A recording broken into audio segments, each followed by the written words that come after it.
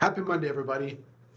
All right, here's an update on BRICS. Last week, the annual BRICS meeting was held in Rio de Janeiro. Now, this is the follow-up meeting from last year's meeting, which was the largest ever held in Russia.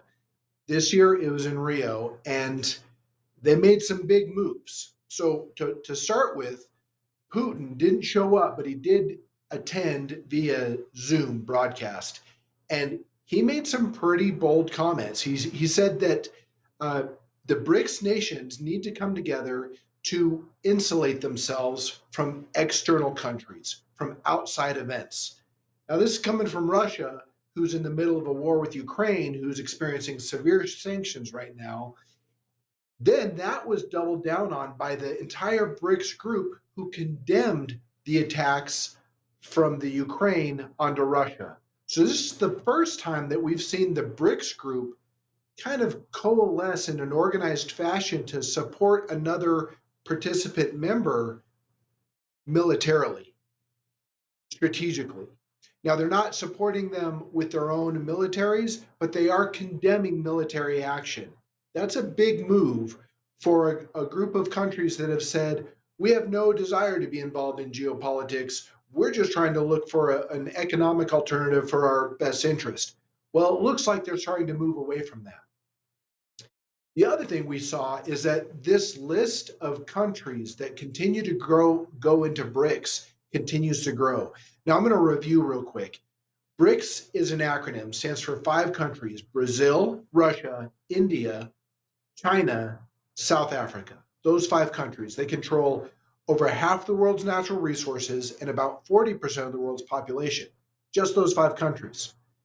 Now, they've had additional countries join, including Egypt, Ethiopia, Iran. Saudi Arabia is a participant member. And they've got a list of about 30 more countries. And Greg was talking about the war in Iran right now, between Israel and Iran, and its strategic location, Iran's strategic location for trade, both for the Western Hemisphere and the Eastern Hemisphere. Well, let's look at the map real quick to review the BRICS countries. So here you got Russia, China, here's China, here's Russia, India. Then we've got Iran, Saudi Arabia, Egypt, Ethiopia, South Africa, Brazil. This is their trade organization. Meanwhile, you got the United States over here in Europe, right? Well, if they can coalesce this, they don't really need the US dollar.